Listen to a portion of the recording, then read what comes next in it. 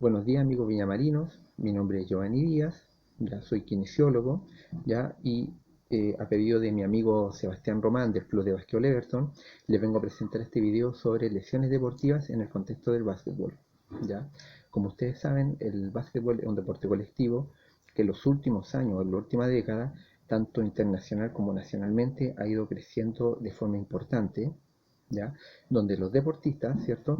Generan distintas exigencias físicas como saltos continuos, ¿cierto? Movimientos de aceleración, desaceleración, ¿cierto?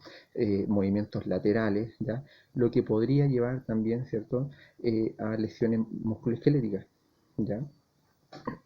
Incluso existe evidencia de estudios internacionales y estudios nacionales donde el básquetbol se impone por sobre incluso el fútbol americano, como el deporte que genera más lesiones en quienes lo practican. ¿Ya? Pero hay que entender qué es una lesión deportiva. Una lesión deportiva es simplemente cualquier tipo de lesión que ocurra bajo un contexto deportivo. Puede ser en deporte recreativo como competitivo, ¿ya? Y estas lesiones las podemos definir en dos grandes grupos: lesiones agudas o traumáticas y lesiones por sobreuso. Las lesiones agudas o traumáticas van a ser aquellas que se generan en un momento puntual. Por ejemplo, que el deportista salte, caiga sobre el pie del jugador del equipo contrario, ¿cierto? Y se genera un esguince de tobillo. Las lesiones por sobreuso van a ser aquellas, ¿ya? En las que a través del tiempo, producto, ¿cierto?, del trabajo continuo, de la sobrecarga, ¿cierto?, en articulación en especial o específica, pueden generar una lesión, como puede ser una meniscopatía, ¿cierto? Puede ser eh, una lumbalgia, una lumbociática, ¿ya? Incluso puede ser una lesión de tipo muscular, como una tendinopatía, ¿ya? Distintos estudios han intentado determinar cuáles son las zonas corporales más afectadas.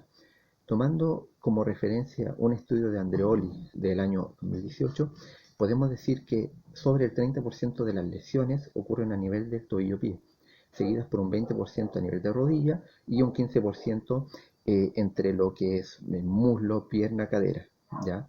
Posteriormente siguen las lesiones a nivel de cabeza-cuello, ¿ya? Lesiones de muñeca-dedos y posteriormente siguen las lesiones a nivel de hombro y lesiones de columna, ¿ya?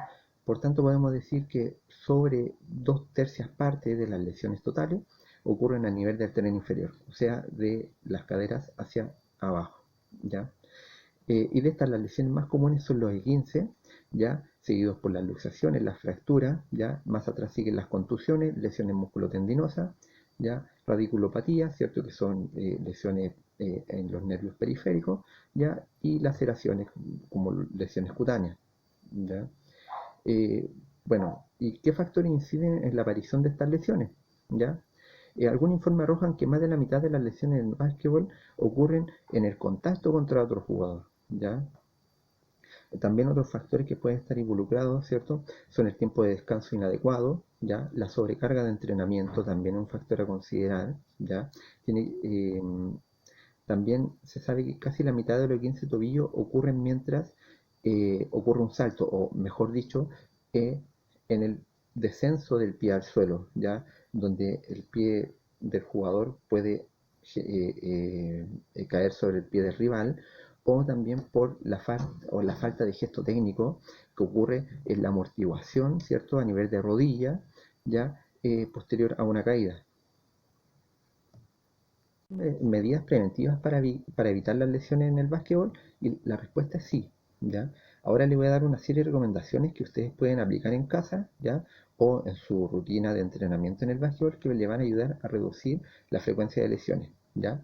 Reducir la frecuencia de lesiones a cero es prácticamente imposible, ya que, como saben, el básquetbol es un deporte de contacto, donde van a estar chocando contra otros jugadores, donde van a estar saltando, el cuerpo va a ser exigido, ¿cierto?, al 100% muchas veces, ya a través de movimientos laterales, de aceleración, desaceleración, saltos constantes, ya, y un montón de variables que puede llevar al cuerpo, ¿cierto?, a sufrir algún tipo de lesión, ¿ya?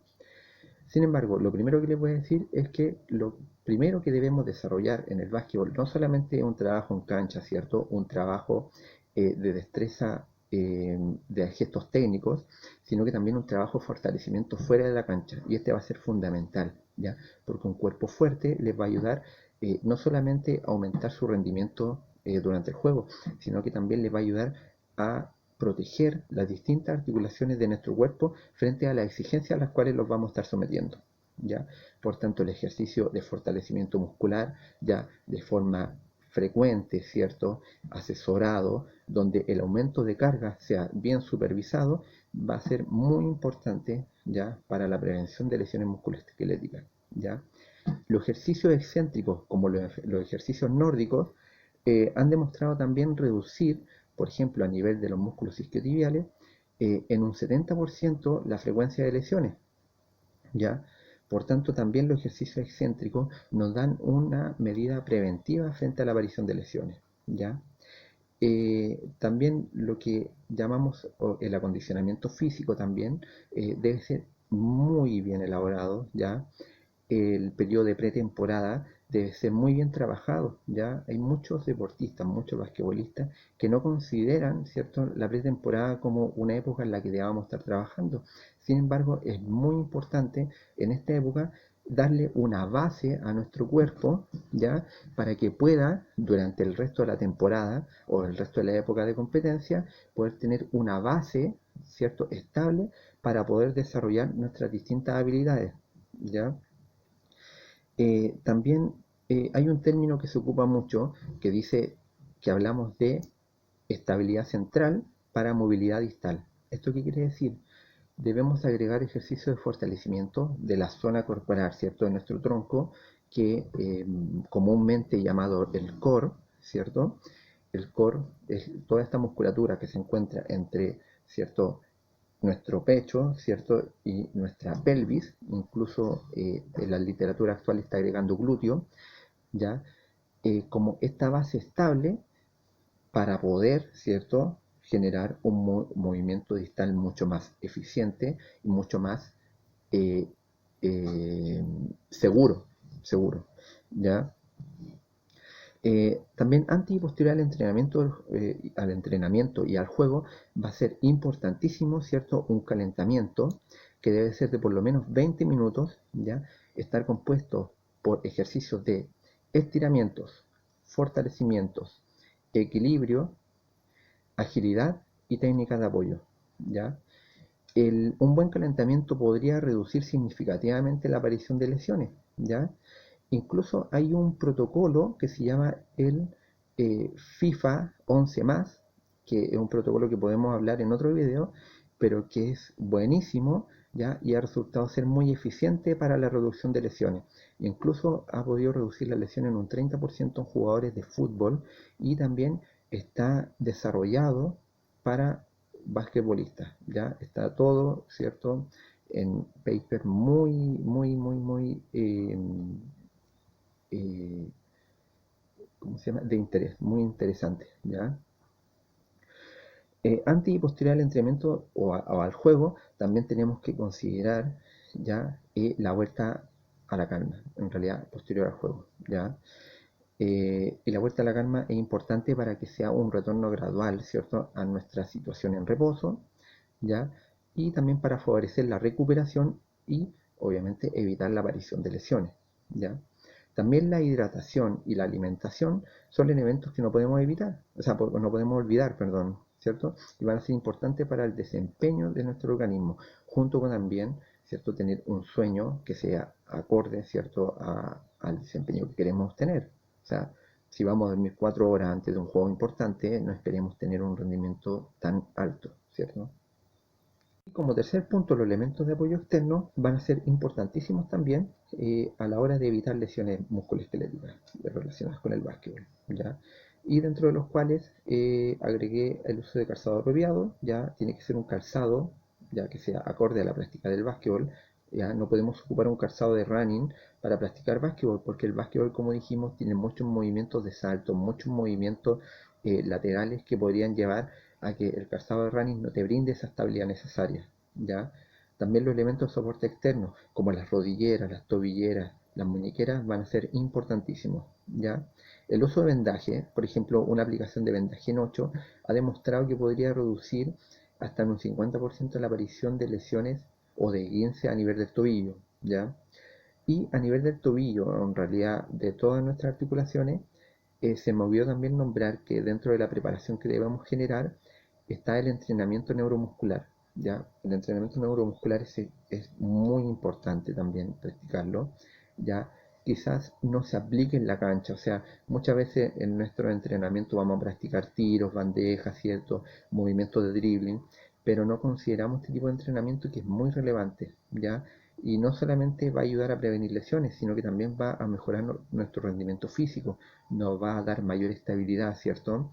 Y como dijimos, el básquetbol es un deporte de contacto y la estabilidad va a ser fundamental, ¿ya? En un punto vamos a hablar sobre el tratamiento de lesiones musculoesqueléticas, ¿ya? Este manejo de lesiones musculoesqueléticas lo voy a definir en dos etapas, ¿cierto? Un manejo que podemos hacer en casa y un manejo profesional. Dentro de lo que el manejo que podemos hacer en casa, eh, vamos a ocupar un término que se llama price, ¿ya? Price en inglés, donde son las iniciales, que la P significa protección, ¿ya?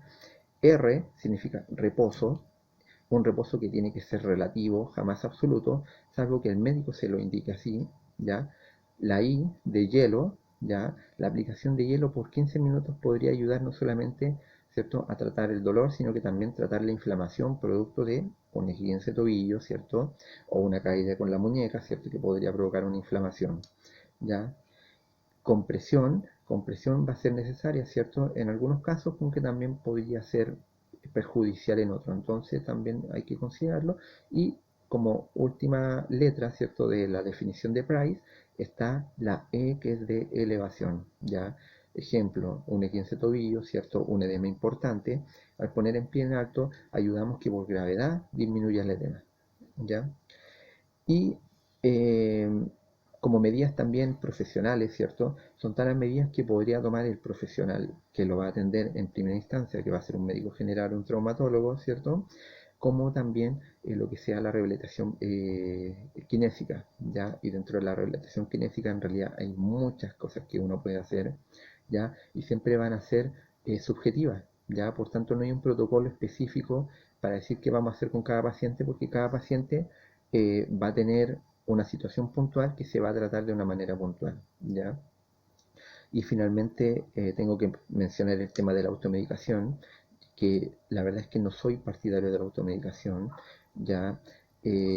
Por tanto, recomiendo siempre que consulten a un médico antes de tomar cualquier remedio, ya que siempre cuando nos automedicamos no leemos bien lo que tomamos, ¿cierto?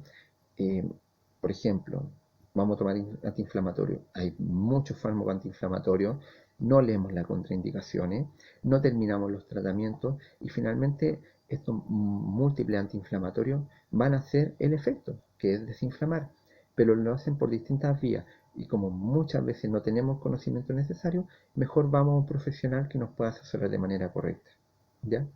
Espero que este video sea de ayuda, ya que los pueda asesorar un poco, que tengan una práctica más sana, tanto de lesiones, ¿cierto? Como también podamos hacer algo más por nuestro cuerpo y podamos mejorar el desempeño, ¿cierto? Deportivo, que es lo que todos queremos. Ya, me despido, ha sido un gusto.